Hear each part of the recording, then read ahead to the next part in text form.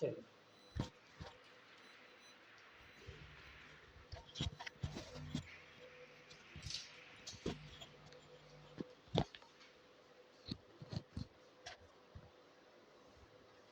हम्म,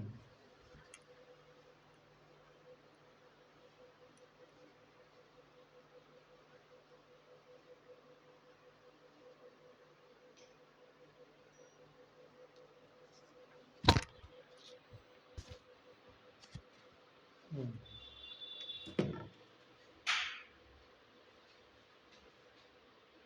बेटा वो बॉटल लगा देना है, वरना जो है वो दरवाज़ा खुल जाता है।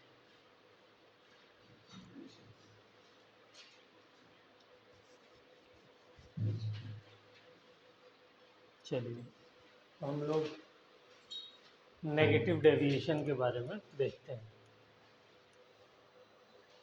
शुरू करें तो सबसे पहले देखते हैं हम लोग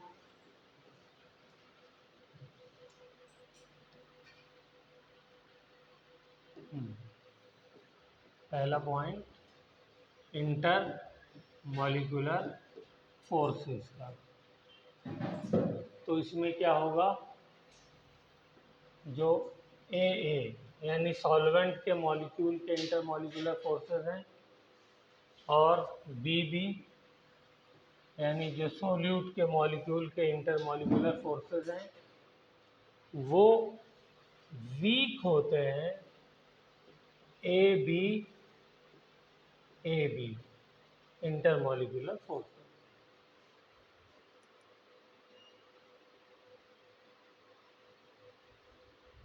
ठीक है, आइडियल में बराबर, पॉजिटिव डेविएशन में ये कम होता है, और नेगेटिव डेविएशन में सॉल्यूशन के अंदर इंटरमॉलिक्यूलर फोर्सेस स्ट्रांग हो जाते हैं। ओके, अब आते हैं दूसरा point. These do not follow Raoult's law। ये राउट्स लॉ फॉलो नहीं करेंगे।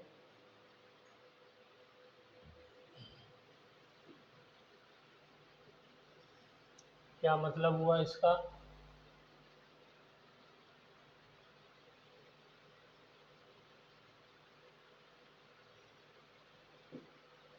इसका मतलब ये हुआ कि P total will be P A nought x A plus P B nought x B.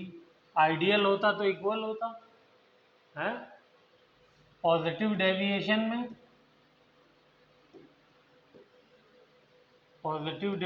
में, ये वेपर प्रेशर टोटल का बढ़ गया था। नेगेटिव डेविएशन में क्या हो जाएगा, कम हो जाएगा। बस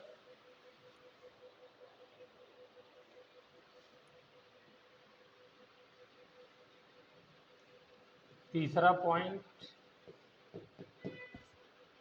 क्या था, change in volume on mixing.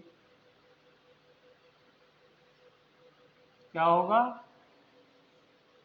क्योंकि सॉल्यूशन के अंदर इंटरेक्शन स्ट्रांग हो गए हैं तो मॉलिक्यूल्स करीब आ गए तो कम स्पेस ऑक्यूपाई करेंगे तो वॉल्यूम डिक्रीज कर जाएगा। Very good.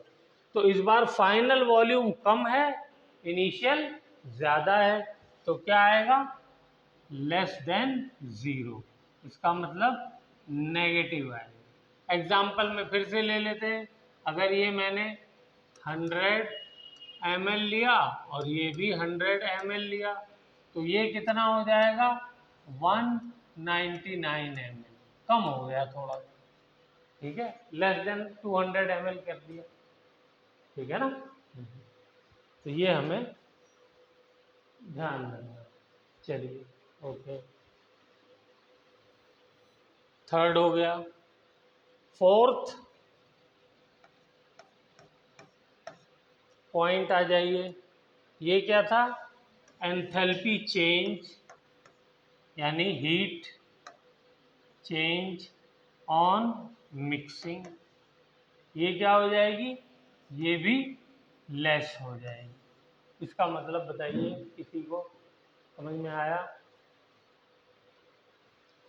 ये वाली इंटरेक्शन वीक है तो इसको ब्रेक करने में एनर्जी कम चाहिए होगी, और ये इंटरेक्शन स्ट्रॉन्ग है तो इसमें एनर्जी ज़्यादा रिलीज होगी। ये बन रही है ना, ये ब्रेक हो रही है, ये बन रही है, तो यहाँ चाहिए और यहाँ रिलीज हो रही है, तो यहाँ पे ज़्यादा रिलीज हो रही है।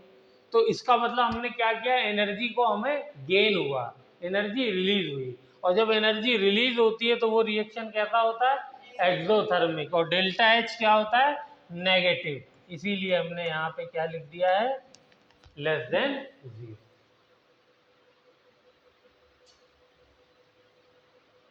ठीक है, और बाकी पांचवा छठा पॉइंट तो वही रहेगा।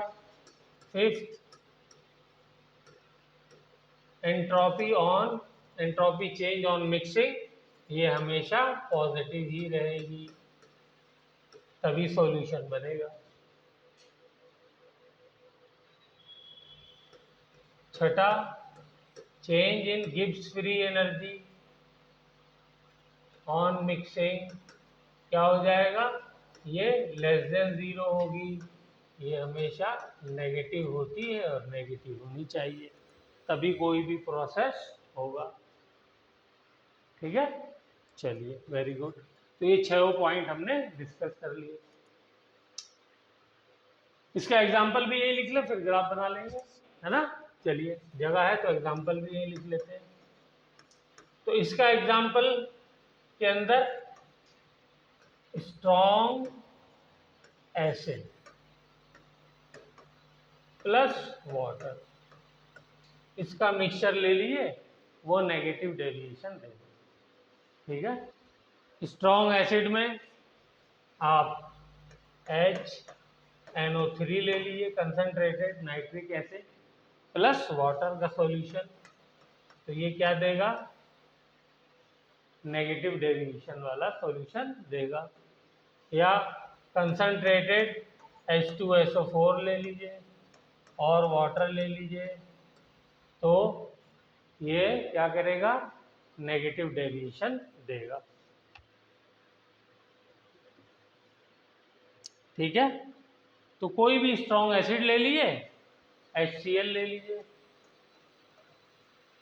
ठीक है, और H2O ले लीजिए, तो भी एक ऐसा सॉल्यूशन देगा, नेगेटिव डेविएशन का सॉल्यूशन देगा। एक इसके अंदर एग्जाम्पल जो है वो बहुत इंपॉर्टेंट है और एग्जामिनर को बहुत पसंद है उसके बारे में पूछना, तो वो हम लोग करते हैं। ठीक है, चलिए, तो ये हो गया इंपॉर्टेंट एग्जाम्पल। क्या है वो, एसीटोन प्लस क्लोरोफॉर्म। एसीटोन का फॉर्मूला क्या होता है, CH3C double bond O CH3, ठीक है ना, प्रोपेनोन, एसीटोन, ठीक है, कीटोन ग्रुप का पहला कंपाउंड है। क्लोरोफॉर्म का फॉर्मूला तो याद ही होगा सबको, क्या होता है, CHCl3।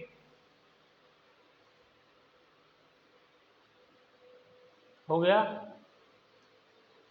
अब देखिए यहाँ पे क्या जादू होने वाला है, क्या इसके अंदर हाइड्रोजन बॉन्डिंग होगी, क्लोरोफॉर्म, ये एसीटोन अगर मेरे पास रखा हुआ है किसी बॉटल में, लिक्विड फॉर्म में होता है, तो क्या इसके अंदर हाइड्रोजन बॉन्डिंग की पॉसिबिलिटी नजर आ रही है, नहीं, क्यों, हाइड्रोजन बॉन्डिंग के लिए क्या बताया था मैंने, व्हेन, अच्छा देखिए ढूंढ के पढ़ के बताइए जो डेफिनेशन मैंने हाइड्रोजन बॉन्डिंग के लिए लिखवाई थी।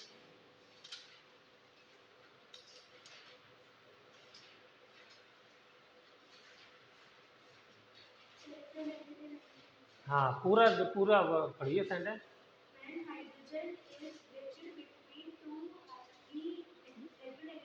एलिमेंट्स। बस ये सेंटेंस याद रखना है। तो यहाँ पे क्या कोई ऐसा हाइड्रोजन अवेलेबल है जो दो हाईली इलेक्ट्रोनेगेटिव एलिमेंट्स के बीच में ब्रिज हो जाए? नहीं भाई, ये वाला हाइड्रोजन यहाँ पर है, लेकिन वो कहाँ पर है? वो तो इस कार्बन के साथ लगा हुआ है। तो दूसरा भी जो है वो, मान लो यहाँ पे ऑक्सीजन भी आ जाए, तो ये वाला हाइड्रोजन तो ऑक्सीजन और कार्बन के बीच में आएगा ना, तो हाइड्रोजन बॉन्डिंग पॉसिबल नहीं है।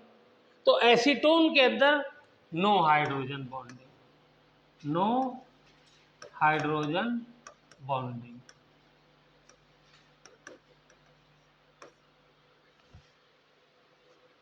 ठीक है। क्या क्लोरोफॉर्म के अंदर कोई हाइड्रोजन बॉन्डिंग है? नहीं, क्लोरोफॉर्म में भी कोई हाइड्रोजन बॉन्डिंग नहीं है। क्यों? क्योंकि ये जो कार्बन है, ये जो हाइड्रोजन है, ये कार्बन के साथ यहां भी लगा हुआ है। बट जब मैंने इन दोनों को मिक्स किया तो अब देखिए क्या होने वाला है।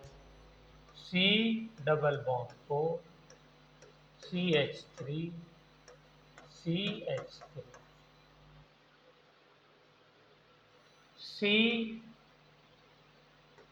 Cl Cl Cl H, ये इस तरीके से बना दिया मैंने।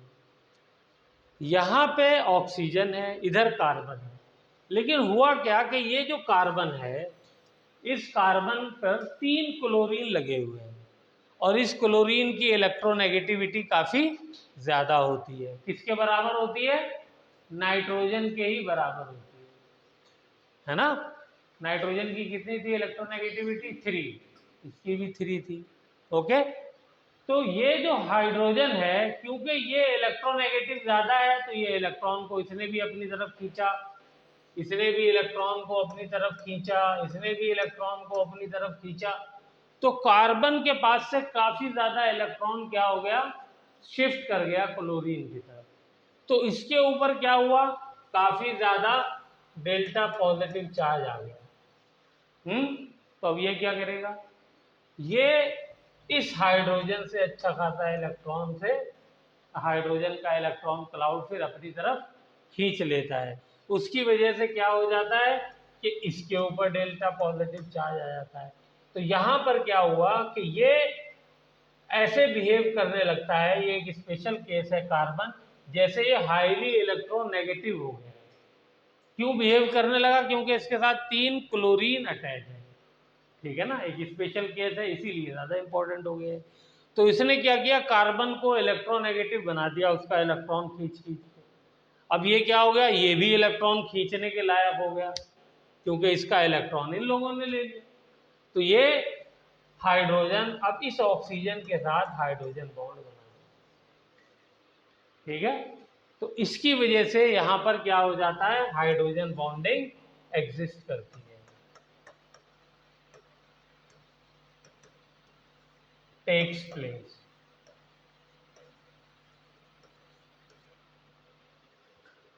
तो इस वजह से ये जो सॉल्यूशन है एसीटोन का और क्लोरोफॉर्म का, ये नेगेटिव डेविएशन शो करता है। ठीक है।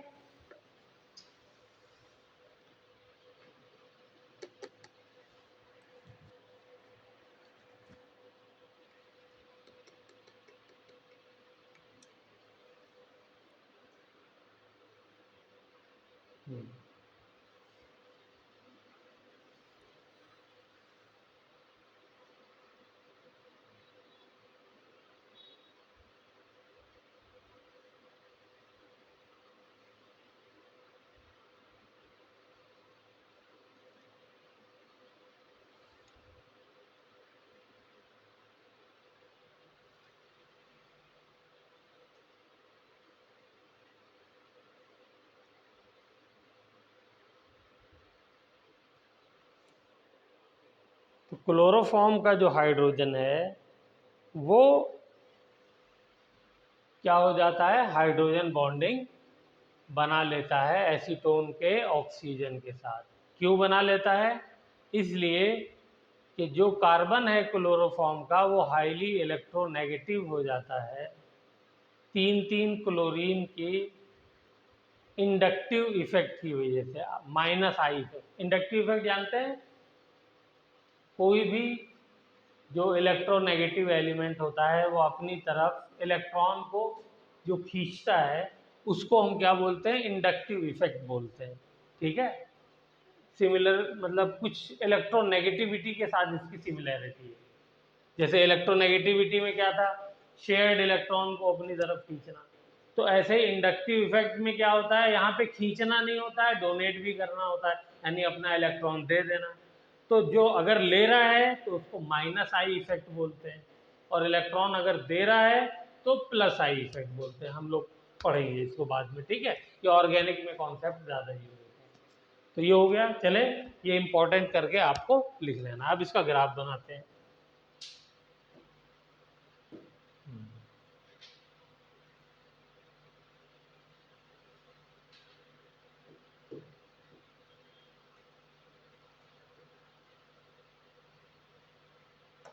चलिए,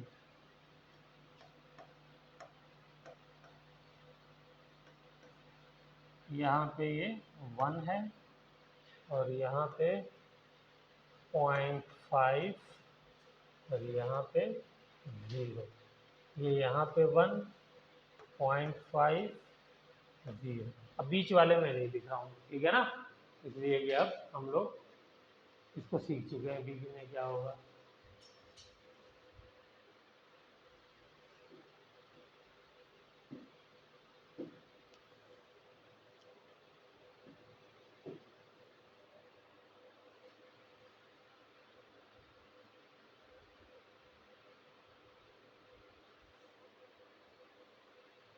आइडियल होता तो कैसा ग्राफ बनता, आइडियल होता तो ग्राफ ये बनता।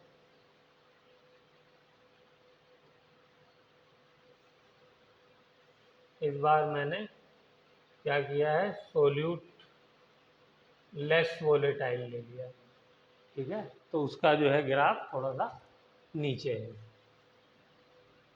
और ये मेरा हो गया PA0, ठीक है ना, क्योंकि ये प्योर फॉर्म में है, यहाँ पे बी है नहीं, तो ये वाला जो प्रेशर होगा वो क्या कहलाएगा, PA0 कहलाएगा। ये क्या कहलाएगा, ये वाला पॉइंट PB0, क्योंकि यहाँ पर A0 है और B पूरा हो गया, कंप्लीट प्योर फॉर्म में है। अब इसमें क्या हुआ, सॉल्यूशन बनने के बाद वेपर प्रेशर क्योंकि इंटरेक्शन स्ट्रांग है तो वेपर प्रेशर क्या होगा, कम बनेगा, ठीक है ना।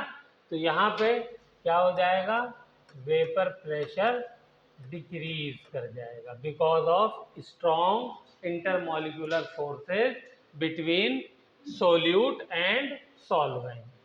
तो हम क्या लिखेंगे, यहाँ पे देखेंगे कि आइडियल होता तो ऐसा जाना चाहिए था, लेकिन वेपर प्रेशर कम बन रहा है सॉल्यूशन बनने के बाद, तो ये ग्राफ ऐसा हो जाएगा। कम बन रहा है तो नीचे की तरफ आ जाए, ठीक है। और ये वाला ग्राफ ऐसा हो जाएगा, ठीक है।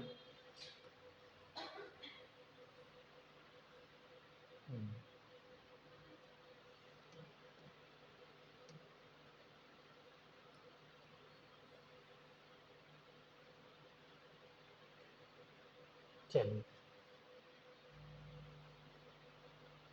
और ये हमारा क्या हो गया, टोटल हो गया, तो इसका ग्राफ भी ऐसे ही बनेगा, ठीक है। तो ये ग्राफ हो गया हमारा PA is equal to PA0x, और ये हो गया P टोटल, और ये होना चाहिए less than PA0XA plus PB0XB।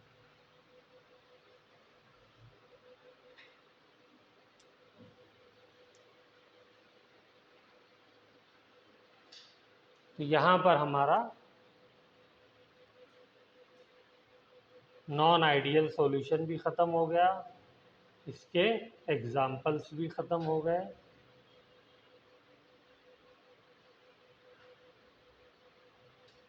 चलिए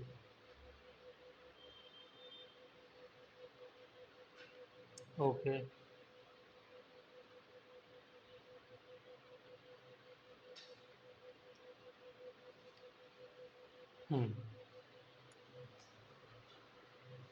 अच्छा, यहाँ पे हमने जो अभी तक पढ़ा है उसमें क्या देखा हमने कि जो सॉल्यूशन बनाया था वो सोल्यूट, सॉल्वेंट, सोल्यूट को हम लोग बी से रिप्रेजेंट करते हैं, सॉल्वेंट को ए से करते हैं, और दोनों ही कैसे थे? वोलेटाइल।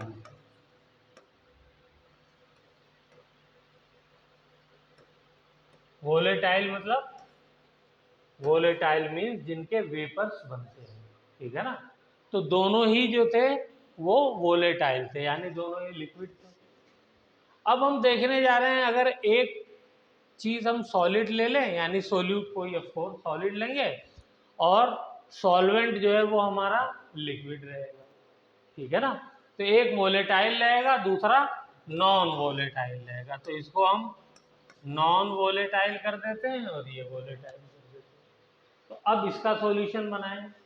पहले तो नॉन वोलेटाइल सॉल्यूट के जो कॉमन एग्जांपल हम लोग यूज करेंगे उसमें पहला है यूरिया। इसका फॉर्मूला क्या होता है? हाँ, very good. NH2C double bond O NH2, ठीक है।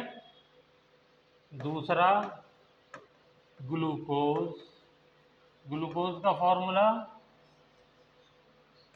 C6H12O6। तीसरा सुक्रोज, इसका फॉर्मूला C12H22O11। तीनों के मॉलिक्यूलर वेट ज़रा सा बताइए कितने हो जाएंगे? यूरिया कितना? 60, 60 या कुछ और? इसका ग्लूकोज का करिए, तीनों का कैलकुलेट करके बताइए।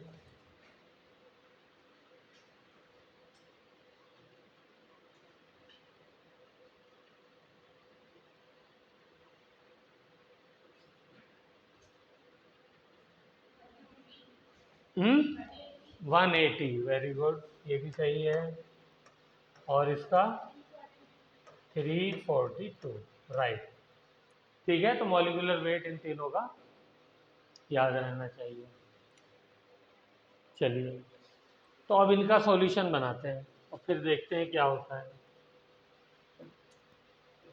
तो हमने कंटेनर लिए दो,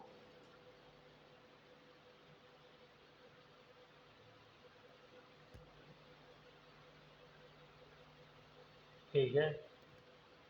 इसमें लिया सोल्यूट, कौन सा है? Non volatile.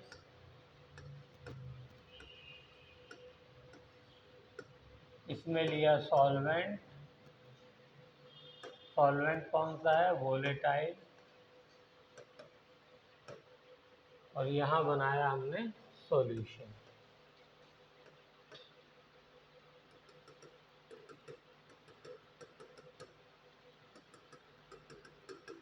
चलिए, सॉल्यूट को हम लोग बी से रिप्रेजेंट करते हैं, सॉल्वेंट को ए से, और यहाँ हो गया A+B, ठीक है, ओके। इसके लिए राउट्स लॉ की इक्वेशन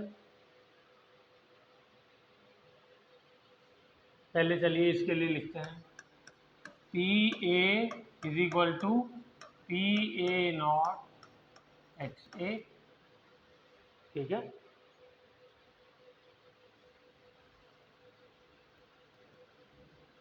इसके लिए P B is equal to P B not x B.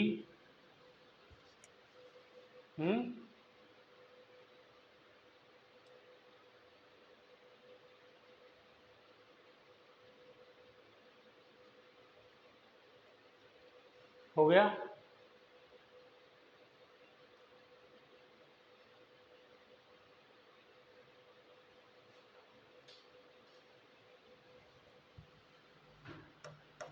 X ए की वैल्यू यहाँ पे 1 होगी, तो पी ए क्या हो जाएगा, पी ए नॉट के बराबर हो जाएगा। यहाँ पर P B nought P B बताइए कितना हो जाएगा, ये तो 1 होगी, और पी बी नॉट क्यों, क्योंकि ये नॉन वोलेटाइल, तो इसका कोई वेपर बनेगा ही नहीं, ठीक है ना। तो इसलिए पी बी नॉट क्या हो जाएगा, 0। तो पी बी भी क्या हो जाएगा, 0।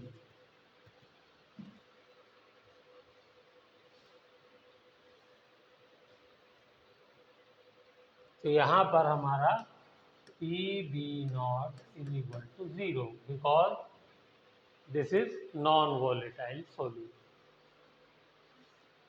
तो अब यहाँ पे जो वेपर्स बने वो वेपर किसकी वजह से होंगे, सिर्फ ए की वजह से होंगे, ठीक है। अब प्रॉब्लम ये है, क्या मैं यहां पर पी ए को पी ए नॉट लिख सकता हूं, लिख सकते हैं, बोलिए, चलिए देखते हैं। ये मेरे सरफेस के मॉलिक्यूल्स हैं, यहां पर भी है, यहाँ पे सब मॉलिक्यूल किसके हैं, ए, सारे ए के हैं, और यहाँ पे सरफेस पे मॉलिक्यूल ए के, बी के, ए के, बी के, ए।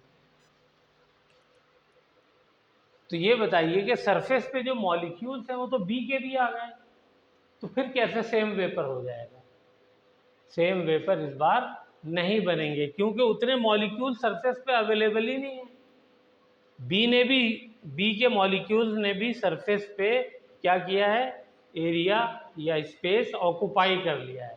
तो इस वजह से क्या हो जाएगा, P A will be less than P A not, because some space is occupied by molecules of solute, और नॉन वोलेटाइल सॉल्यूट लिखिए ज़्यादा ठीक है।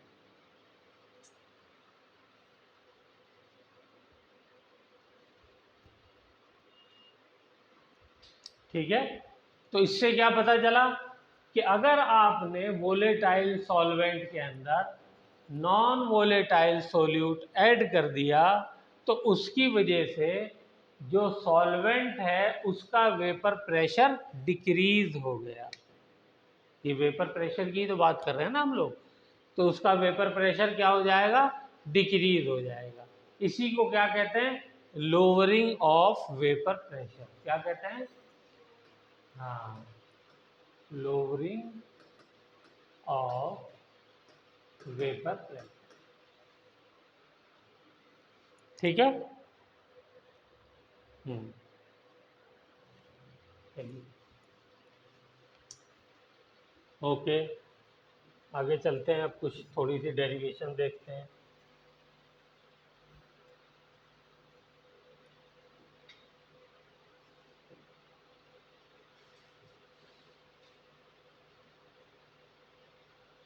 तो टोटल वेपर प्रेशर का फॉर्मूला लिखा जाए, लिखिए। Total vapour pressure P total will be equal to PA naught XA plus PB naught X B, क्योंकि ये पार्ट है 0 तो P total will be equal to P A not x A. ठीक है,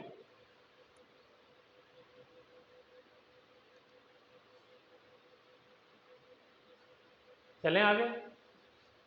एक्स ए को मैं ये चाहता हूं कि मुझे ये पता चले कि सोल्यूट कितना मिलाने पे कितना वेपर प्रेशर कम हुआ। सोल्यूट कितना मिलाया उससे कितने वेपर प्रेशर में कमी आई सॉल्वेंट के या टोटल वेपर प्रेशर के। तो मैं क्या करूंगा, इसको मैंने चेंज कर दिया, इसमें x A plus x B वाले फॉर्मूले से क्या किया, चेंज कर दिया। तो करिए change, P A nought 1 minus x B. ठीक है, तो क्या बन जाएगा, ये मल्टीप्लाई करके लिखिए,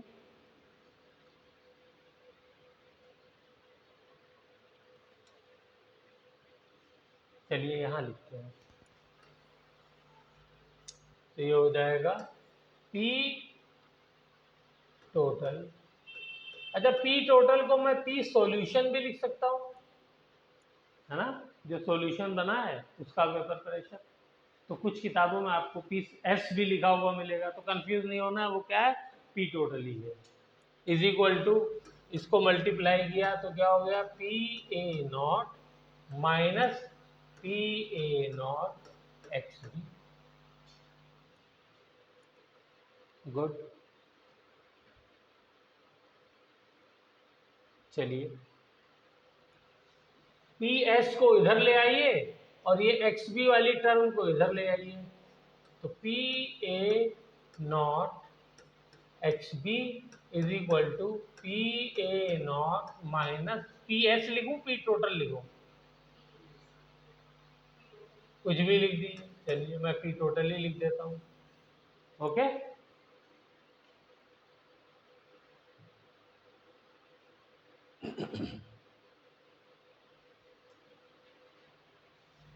तो ये जो टर्म है this is called lowering of vapour pressure.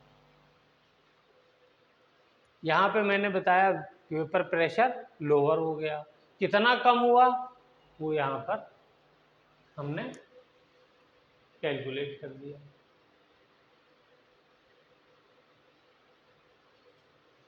ठीक है, अब पी ए नॉट को भी मैं नीचे ले आया, तो इधर क्या बच जाएगा, एक्स बी। तो ऐसा करते हैं, एक्स बी को उधर लिख लेते हैं। तो ये इधर लिख लिया, P A not minus P S divided by P A not x.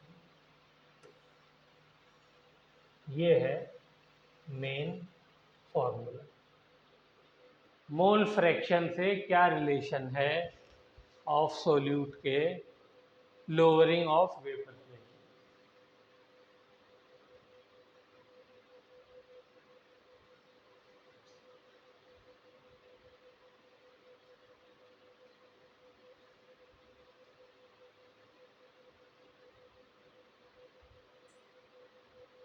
ठीक है, ये वाली जो टर्म है P A not minus P S या P total divided by P A naught, ये टर्म कहलाती है रिलेटिव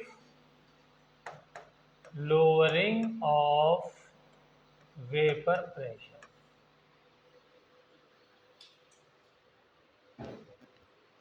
ऊपर वाली टर्म का नाम है लोअरिंग ऑफ वेपर प्रेशर और नीचे वाली टर्म का क्या नाम है, रिलेटिव लोअरिंग ऑफ वेपर। दोनों को अच्छे से याद रखना है, भूलना नहीं है, क्योंकि 4-5 मरतबा मिनिमम ये पूछा जा चुका है कि इन दोनों में से कौन क्वालिटेटिव प्रॉपर्टी है। नाम भी एक जैसा है, टर्म भी मिलती जुलती है, तो बच्चे कंफ्यूज हो जाते हैं। तो क्वालिटेटिव प्रॉपर्टी ये है, this is called qualitative property.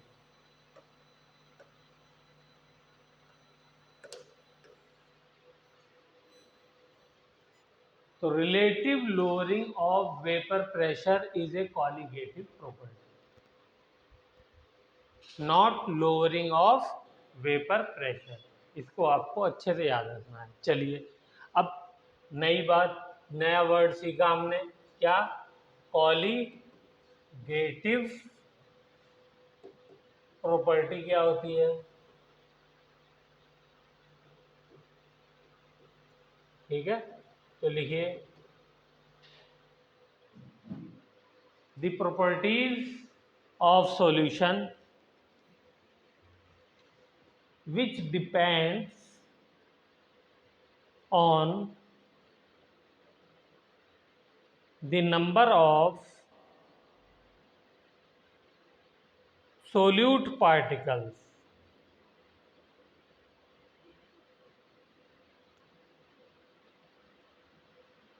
which depends on the number of solute particles, nor not on the size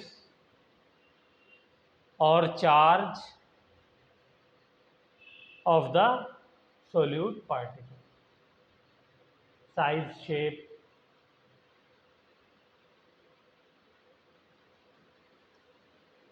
तो ऐसी प्रॉपर्टीज जो सिर्फ और सिर्फ किस पे डिपेंड करती हैं? Number of solute particles. और नंबर ऑफ सोल्यूट पार्टिकल्स कौन कौन सी क्वांटिटीज से डिफाइंड होता है? जैसे मोल फ्रैक्शन हो गया, अभी हमने रिलेशन बनाया, मोल्स हो गए, है ना, ये सब नंबर ऑफ सोल्यूट पार्टिकल को डिफाइन करने के लिए मोल फ्रैक्शन है, मोल्स है। तो ऐसी जितनी भी प्रॉपर्टीज हैं उनको हम क्या कहते हैं? कॉलिगेटिव प्रॉपर्टीज कहते हैं। तो उसमें एक हमने पढ़ ली है, that is called relative lowering of vapour pressure. ठीक है, एक बार इसको रिवाइज करिए जल्दी से, फिर इसके ऊपर एक दो न्यूमेरिकल करते हैं, फिर अगली क्वालिटेटिव प्रॉपर्टी के ऊपर चलेंगे।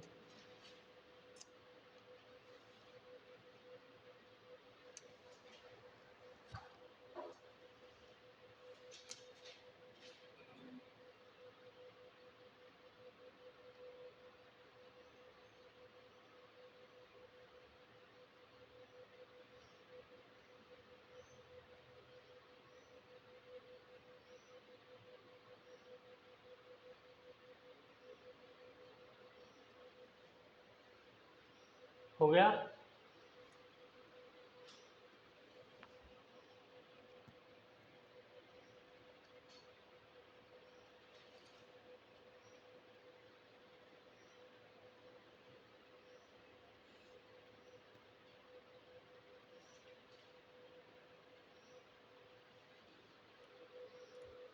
लंबी चली गई लाइट है। चलिए क्वेश्चन लिख लीजिए। Vapour pressure of pure water is 60 mmHg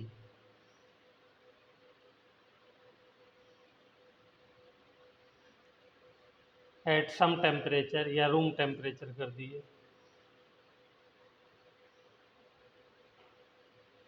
vapour pressure of pure water is 60 mmHg। Vapour pressure of water क्या है? 60 mmHg। Find the vapour pressure of solution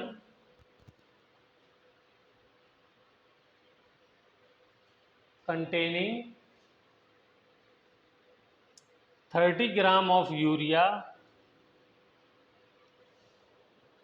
in 72 gram of water।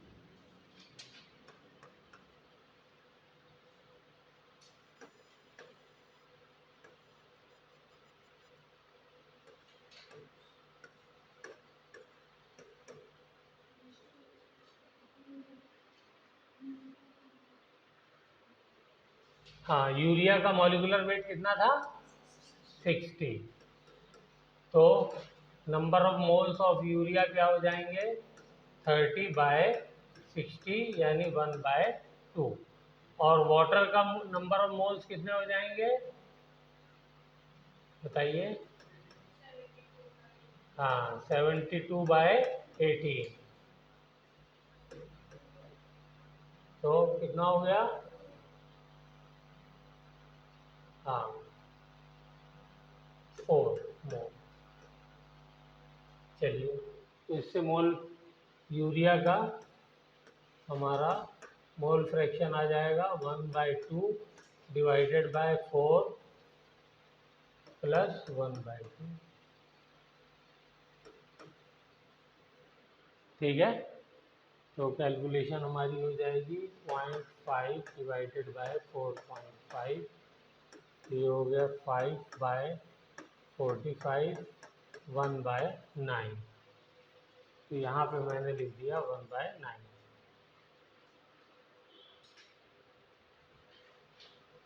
तो यहाँ से मेरा क्या आ जाएगा 60 minus P S is equal to 1/9 into 60।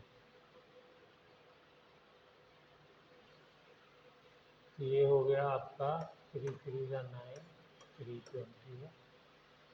तो 60 minus 20/3 is equal to P S. तो ये हो जाएगा P S is equal to 180 minus 20/3, ये हो गया 160/3। 160/3 कितना हो जाएगा कैलकुलेट करिए। 3×15 और 3×9, हाँ 53.3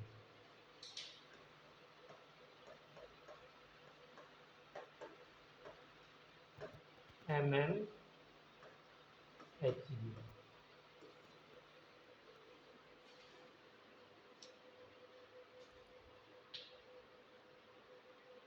यही आ रहा है सबका।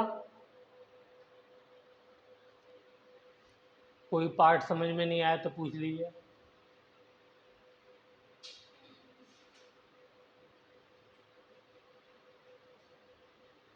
हाँ बेटा, यही आ रहा है। हाँ, क्या प्रॉब्लम हुई बताइए। मोल फ्रैक्शन कहाँ आया, ये रहा। तो 1/9 ही लिखिए ना, क्यों होता है। ऊपर कितना आया था 0.5। 4 तो बेटा वाटर का है ना, मोल फ्रैक्शन जिसका निकालते हैं उसको ऊपर रखते हैं ना, उसके मोल्स रखते हैं। तो यूरिया के मोल्स कितने हैं 0.5 ना।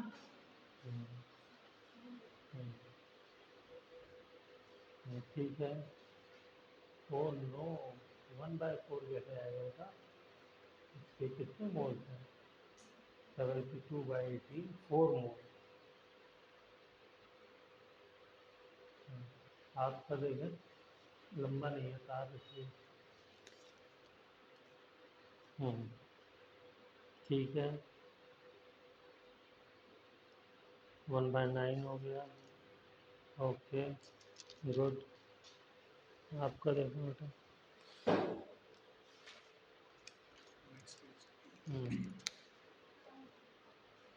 अब आ गया। चलिए, 1/9।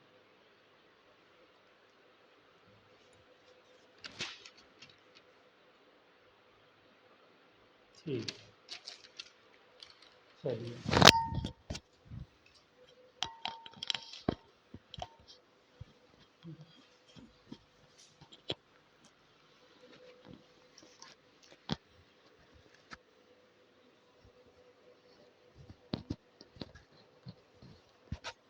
तो देखिए वेपर प्रेशर कम हो गया सॉल्यूशन का, नहीं हो गया। सॉल्वेंट का कितना था जब प्योर फॉर्म में था 60, और जब आपने इसमें नॉन वोलेटाइल सोल्यूट डाला तो 60 से कम होकर के 53.33 हो गया। एक इसको करने का आसान तरीका भी था, क्या, ये वाला अगर फॉर्मूला यूज करें हम, P total is equal to क्या था, P A not x A plus P B not x B. तो ये वाला फैक्टर तो जीरो ही हो गया। तो जो सोल्यूशन, ये पी टोटल क्या है, ये तो पी एस ही तो है, ये किसके बराबर हो गया, पी ए नॉट जो कि 60 दिया हुआ है। एक्स ए की वैल्यू निकालिए जरा, 1 में से माइनस कर दिए, 8/9 आएगा, है 8/9 यही आएगा ना। 1 माइनस 1/9 था, तो ये क्या हो जाएगा, 9 माइनस 1 8/9, ये हो गया। अब इसको आप करिए सॉल्व, 320 ये हो गया 16 और 160/3, देखो वहाँ भी 160/3 आया था, ठीक है। तो इस वाले तरीके से भी ये हो गया, लेकिन ज़रूरी नहीं है कि सारे क्वेश्चन हो जाएंगे, इसलिए वो हमको आना चाहिए, ठीक है ना। चलिए एक क्वेश्चन और करते हैं।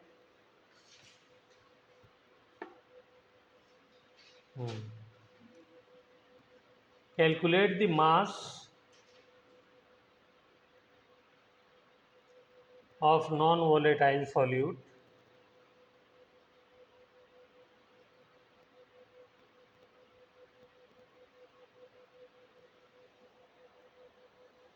of molar mass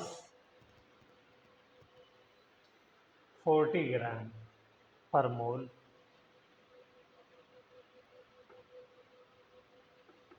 यानी जो नॉन वोलेटाइल सोल्यूट है उसका मॉलिक्यूलर वेट कितना है, 40 है, ठीक है ना। इसका मास निकालना है हमको। तो क्या था क्वेश्चन, दोबारा से बोलिए।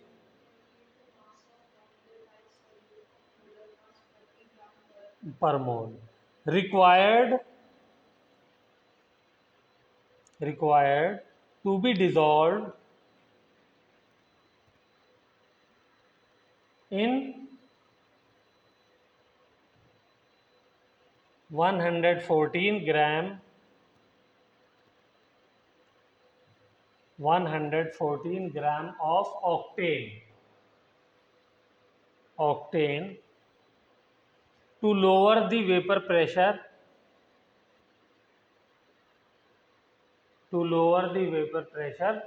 to 80%, to 80%।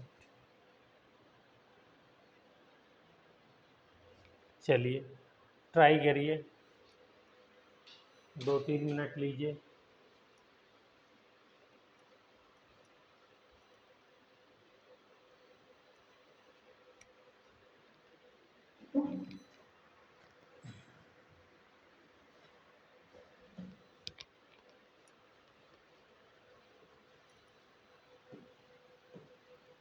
जो सोल्यूट है उसका मॉलिक्यूलर वेट है 40,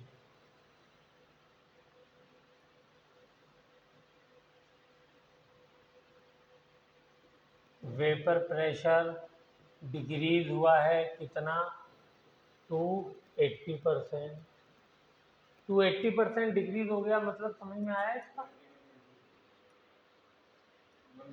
यानी नहीं, वेपर प्रेशर पहले कितना था जो 80% हो गया, पहले 100 मान लीजिए और बाद में क्या हो गया 80% रह गया, यानी तो कितना डिक्रीज हुआ, नेट डिक्रीज जो है वो 20% का हुआ, ठीक है ना। यानी अगर सॉल्वेंट लें हम, तो सॉल्वेंट कितना था मान लेते हैं 100, तो सॉल्यूशन जो है उसका वेपर प्रेशर कितना हो जाएगा 80, क्योंकि नॉन वोलेटाइल जब सोल्यूट डालेंगे तो वेपर प्रेशर घटेगा। उसने कहा कितना घट गया है, 280%, 80% नहीं बोला है, क्या बोला है 280%, यानी 80% हो गया है। तो जब 80% हो गया तो घटा कितना, 20% घटा, ठीक है, ओके। इसका मॉलिक्यूलर वेट दिया है, इसका कितना निकालना है, मास निकालना है या वेट निकालना है। और जो हमारा सॉल्वेंट है वो कौन है, सॉल्वेंट हमारा ऑक्टेन है। ऑक्टेन का फॉर्मूला बताइए, C8H16 नहीं 18, ठीक है ना। एल्केन सीरीज का है तो CnH2n+2, यही फॉर्मूला होता है एल्केन का, CnH2n+2। ऑक्टेन के लिए 8, तो ये फॉर्मूला हो गया। इसका मॉलिक्यूलर वेट कितना आएगा,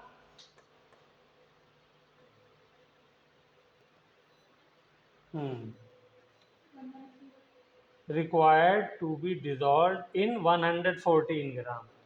और सॉल्वेंट हमने जो लिया है ऑक्टेन, ये कितने ग्राम लिया है, 114 ग्राम लिया है। इसका बेटा करेंगे तो क्या हो जाएगा, 8 × 12 + 18 × 1, 114 ही आ रहा है, गुड। अब नंबर ऑफ मोल्स निकाल लिए और वैसे ही करते चले जाइए, आसान, फॉर्मूला लगा दीजिए। चलिए,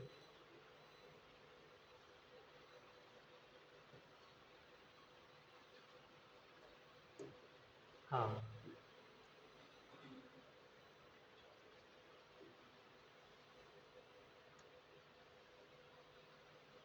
PA0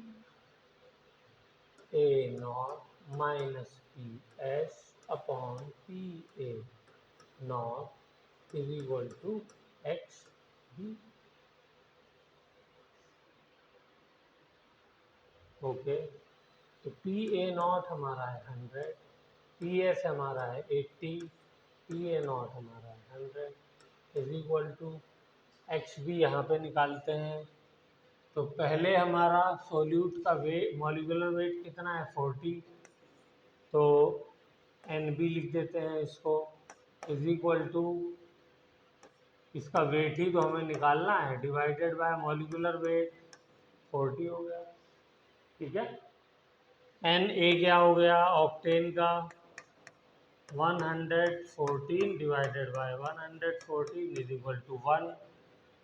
तो XB क्या हो गया, weight upon 40 divided by weight upon 40 + 1, ठीक है। अब इसको यहाँ रख लीजिए और weight upon 40 divided by weight + 40 upon 40, ये 40 से 40 गया, यहाँ पर क्या आ गया, यहाँ पर आ गया 20/100, एक 0 ये भी गया, ये हो गया 2/10 = यहाँ पर क्या आ गया, वेट अपॉन वेट + 40, ठीक है। इसको क्रॉस मल्टीप्लाई कर दीजिए तो ये हो जाएगा 2 टाइम्स वेट + 2 टाइम्स 40 हो जाएगा 80 = 10 टाइम्स वेट। ओके, तो 2 टाइम को इधर ले जाइए तो ये हो जाएगा 10 वेट - 2 वेट = 80, तो यहाँ आ गया 8 वेट = 80, 8 से ये कट गया, ये आ गया 10, तो वेट आ गया 10 ग्राम।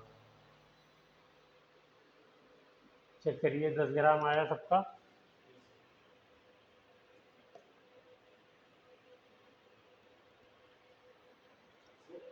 हाँ,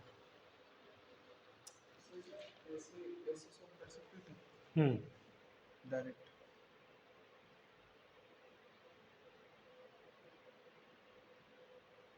हाँ, तो यहाँ पे डायरेक्ट मीन्स 2/10 को 1/5 पे क्रॉस में। हाँ कर दिए, और क्या भाई, कैलकुलेशन तो जितनी आसान आप कर सकें उतना कर लीजिए, ठीक है ना। कैलकुलेशन तो आप बिना लिखे दिमाग में कर लें तो और अच्छा है।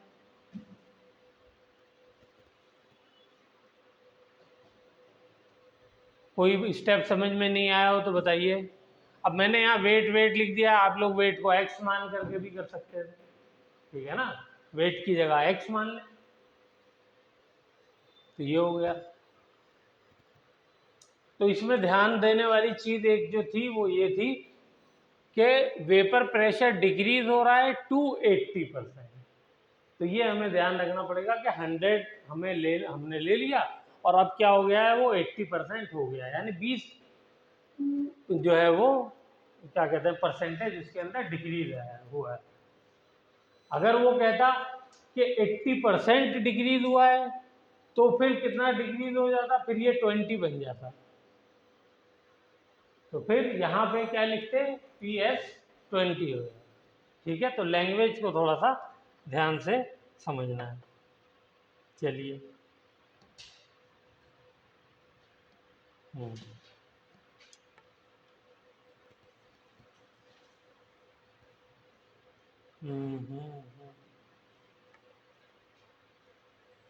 अब नेक्स्ट क्वालिटेटिव प्रॉपर्टी और क्वेश्चंस आप लोग ट्राई करिएगा, ठीक है, मैं भी आप लोगों को देता हूँ।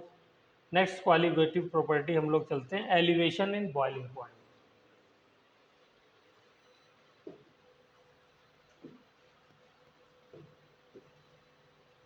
Elevation in boiling point.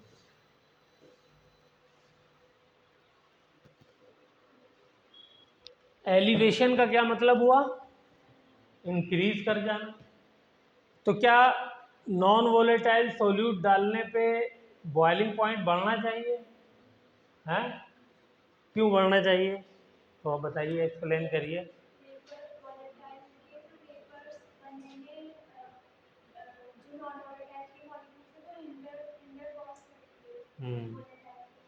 क्योंकि वेपर्स जो हैं वो अब मुश्किल से बन रहे हैं। अच्छा, बॉइलिंग पॉइंट को डिफाइन करते हैं पहले। बॉइलिंग पॉइंट किसे कहते हैं?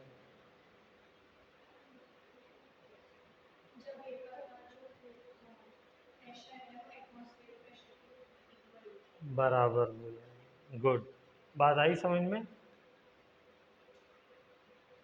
जो वेपर्स बन रहे हैं उनका जो प्रेशर है वो एटमॉस्फेयर पे लगने वाले प्रेशर के बराबर हो जाता है जिस टेम्परेचर पे, उस टेम्परेचर को हम लोग क्या कहते हैं, बॉइलिंग पॉइंट कहते हैं। तो इसका मतलब तो ये हो गया कि अगर कहीं पे प्रेशर कम है तो बॉइलिंग पॉइंट कम हो जाएगा। मान लिए मैं किसी हाइट पे चला गया, हिमालय पहाड़ पे चला गया, और वहाँ पे मैं पानी को बॉयल करूँ, तो यहाँ पे ग्राउंड फ्लोर पे, यहाँ पे अगर पानी बॉयल 100 डिग्री पे हो रहा है तो ऊपर जाने पे एटमॉस्फेयर क्या हो जाता है, रेयर हो जाता है, उसका प्रेशर डिक्रीज करने लगता है। इसी वजह से तो हम लोगों को ऑक्सीजन वगैरह की कंसंट्रेशन कम हो जाती है, तो कहते हैं ना ऊपर जा कर के डिजीनेस और ऐसा फील होता है जैसे सांस लेने में परेशानी हो रही, क्योंकि जो एटमॉस्फेयर होता है वो वीक हो जाता है। जो एटमॉस्फेयर वीक होने का मतलब उसका प्रेशर भी वीक हो जाएगा, तो उसके अंदर जो कंसंट्रेशन है ऑक्सीजन वगैरह की वो भी डिक्रीज हो जाएगी। तो जब प्रेशर उसका कम हो जाएगा तो नीचे से कम प्रेशर पे ही उबलने लगेगा वो, और नीचे से कम प्रेशर जो बनेगा तभी उबलने लगेगा, ऐसा मतलब कम टेम्परेचर पे ही उतना प्रेशर अचीव हो जाएगा। हो जाएगा नहीं हो जाएगा? नहीं समझ में आया? चलिए देखिए, मान लीजिए मेरा ये कंटेनर है,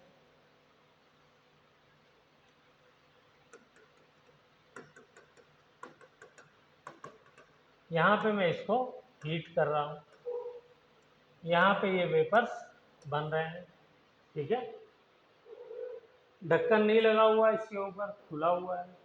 तो ऊपर से क्या प्रेशर लग रहा है बताइए? ऊपर से जो प्रेशर लग रहा है वो प्रेशर सिर्फ जो हमारी एयर है, एटमॉस्फेयर है, वही तो प्रेशर लगा रहा है। अब ये प्रेशर कितना है? ये प्रेशर है 1 atm, 1 एटमॉस्फेयर, ठीक है ना? ओके, मुझे मालूम है कि अगर इस प्रेशर को यहाँ से डेवलप करना है वेपर्स के अंदर, तो इसके लिए मुझे कितना टेम्परेचर चाहिए होता है? 100 डिग्री सेंटीग्रेड पानी के लिए। ओके, अब मैंने क्या किया, मैं चला गया हिमालय पहाड़ के ऊपर, और वहां जाने के बाद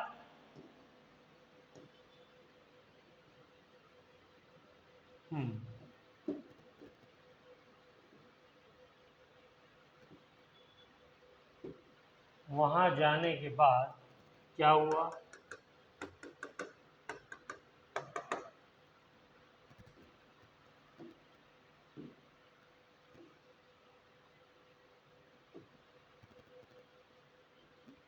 एटमॉस्फेयर क्या हो जाता है, वीक हो जाता है। तो इसका मतलब जो ऊपर एटमॉस्फेयर है, एयर है, उसकी कंसंट्रेशन, उसका दबाव, उसका प्रेशर कम हो जाएगा। तो इसका मतलब अब यहाँ पे जो प्रेशर डेवलप हो रहा है वो कितना हो रहा है, वो लेस देन 1 atm हो रहा है। तो अब जब मैं यहाँ पे टेम्परेचर इसको हीट करूँगा तो क्या मुझे 100 डिग्री चाहिए होगा इस इतने वेपर्स बनाने के लिए? नहीं चाहिए होगा ना। अब तो पता चला कि 90 डिग्री सेंटीग्रेड पे ही क्या हो जाएगा, इतने वेपर्स बनने लगेंगे कि ये पानी बॉयल होने लगेगा। क्योंकि बॉइलिंग टेम्परेचर क्या है, बॉइलिंग टेम्परेचर पहले लिखिए, boiling point, boiling point is the temperature at which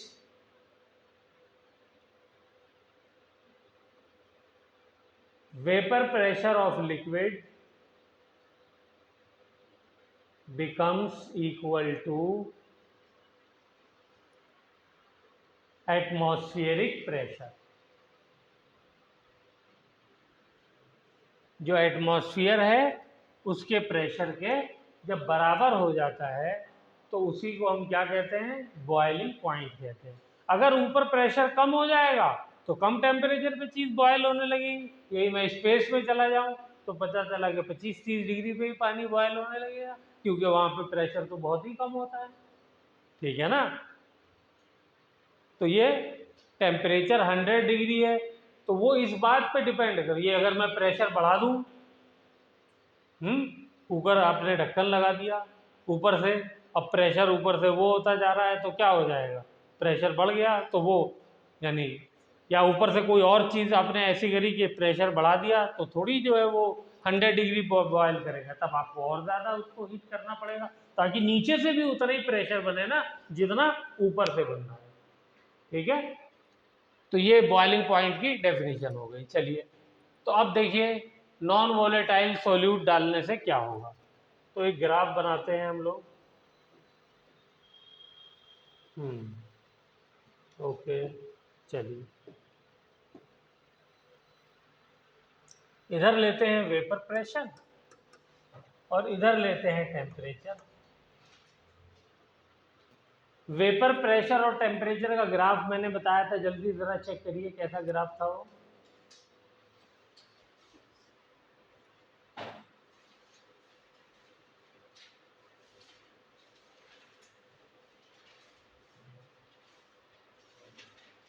एकदम वेपर प्रेशर जहाँ पे किया था वहीं पे एक ही, हाँ ठीक है ना, हाइपरबोला। ओके, तो मान लीजिए मेरा वेपर प्रेशर का जो ग्राफ है टेम्परेचर के साथ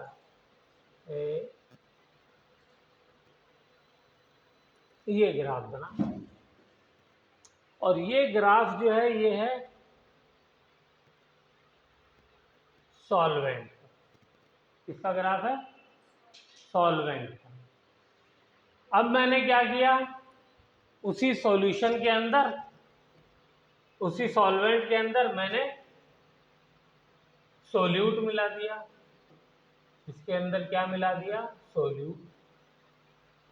तो अब ये सॉल्वेंट मेरा क्या बन गया, सॉल्यूशन बन गया। तो अब इसका ग्राफ कैसा आएगा, सॉल्यूशन का, हाँ ग्राफ की शक्ल तो यही रहेगी। जब भी वेपर प्रेशर और टेम्परेचर का आप ग्राफ ड्रॉ करोगे तो इसी तरीके का कर्व आएगा। अब ये कर्व ऊपर हो जाए नीचे हो जाए ये डिपेंड करता है कि कैसा टेम्परेचर पे कैसा वो प्रेशर बना रहा है। ठीक है, तो चलिए आसान कर देता हूं, इस सॉल्वेंट के वो ग्राफ ऊपर आएगा या नीचे आएगा? हाँ, नीचे। क्यों? क्योंकि सॉल्यूट मिलाने पे वेपर्स कम बनेंगे, तो कम बनेंगे तो वेपर प्रेशर का ग्राफ क्या हो जाएगा? नीचे हो जाएगा। आ गई बात समझ में? तो सॉल्यूशन का ग्राफ कैसा हो जाएगा? ये graph, this graph is for solution. चलिए,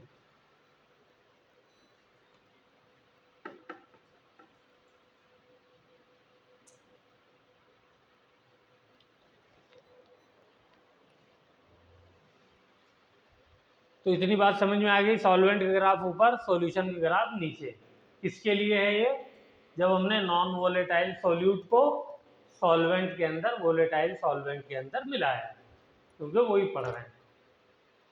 और ये हमारी कौन सी कॉलिगेटिव प्रॉपर्टी है? सेकंड। फर्स्ट वाली तो हमने पढ़ ली, relative lowering of vapour pressure. अब ये सेकंड वाली पढ़ रहे हैं हम लोग। ओके, चलिए, अब क्योंकि हम ये एक्सपेरिमेंट कहाँ कर रहे हैं? अपनी लैब में कर रहे हैं, तो लैब में जो प्रेशर होता है वो कितना होता है? 1 atm। ठीक है, तो मैं मान लेता हूँ कि ये वाली लाइन जो है वो 1 atm की है।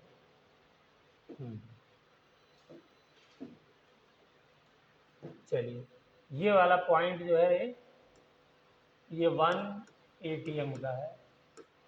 तो ये किस टेम्परेचर पे बॉयल करेगा सॉल्वेंट? तो मैं इस लाइन को 1 atm वाले पॉइंट को यहाँ पे मिलाऊंगा। ये मिला दिया मैंने, तो जहाँ पे ये कट कर रहा है उसी को फिर टेम्परेचर से मिला दूंगा, तो वो टेम्परेचर आ जाएगा, नहीं आ जाएगा? अच्छा, सॉल्यूशन वाला कहाँ पर, किस टेम्परेचर पे 1 atm प्रेशर शो कर रहा है? तो इसको मैं यहाँ, इसी 1 atm वाली लाइन को यहाँ तक ले जाऊंगा, तो इसको ले जाते हैं, ये रहा। ओके, तो इस वाले को यहाँ मिला दिए तो इसका बॉइलिंग पॉइंट आ जाएगा, तो मिला दिए।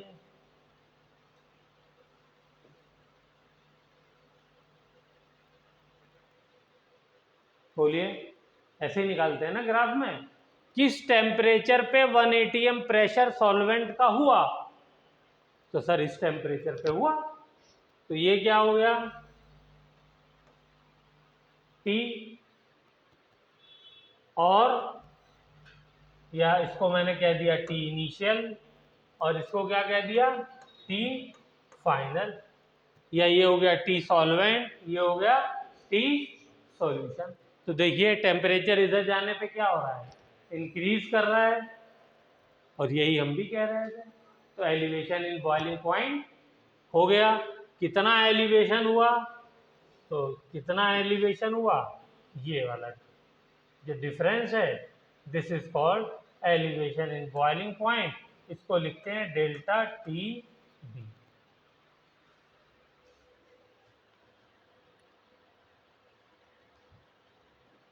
ठीक है, चलिए, तो ये टी इनिशियल को हम लोग, किसका बॉइलिंग पॉइंट है? ये बॉइलिंग पॉइंट है ना, ये प्योर सॉल्वेंट का, तो इसको नॉट लिख देते हैं, प्योर फॉर्म में नॉट लिखते हैं ना, हैं? और टी फाइनल को क्या लिख देते हैं? सिंपली टी भी लिख देते हैं, क्योंकि प्योर नहीं रहा, जैसे प्रेशर के लिए हमने किया था। तो अब यहाँ पे हमारा ग्राफ का काम खत्म हो गया। अब इसको हम शिफ्ट कर देते हैं थोड़ा सा इधर, और यहाँ पे इसकी डेरिवेशन कर लेते हैं। चलिए,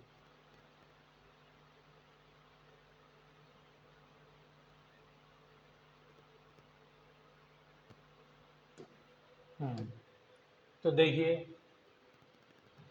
क्या कहता है, elevation in boiling point delta T B, यानी elevation in boiling point is directly proportional to molality of the solution. ठीक है, बस इतना ही आपको याद रखना है, ये ग्राफ याद रहना चाहिए और ये लाइन याद आनी चाहिए। अब प्रोपोर्शनैलिटी साइन जब आप हटाएंगे तो क्या हो जाएगा, इक्वल का साइन आ जाएगा और एक कांस्टेंट आ जाएगा। कांस्टेंट को हम के लिखते हैं, क्योंकि बॉइलिंग की बात कर रहे हैं तो के भी कर दिए। ये मेरा आ गया एलिवेशन इन बॉइलिंग पॉइंट की इक्वेशन आ गई। मोलैलिटी का फॉर्मूला याद है, number of moles of solute पर केजी ऑफ सॉल्वेंट, ठीक है ना।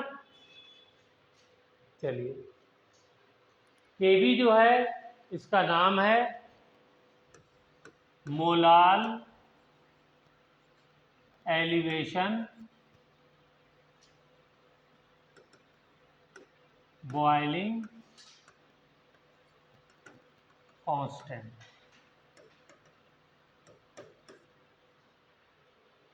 ये हमको क्वेश्चन में दिया होगा, ठीक है ना।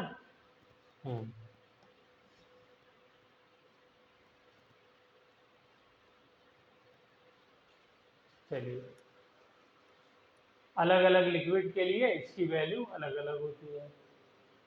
इसका एक और भी नाम होता है, वो भी चाहे तो लिख लीजिए, एबुलियोस्कोपिक कांस्टेंट।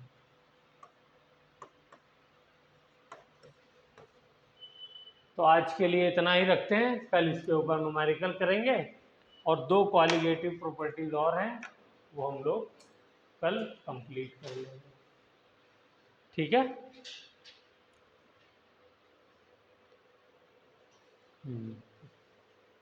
1 घंटे 13 मिनट हो गया, आ गया है।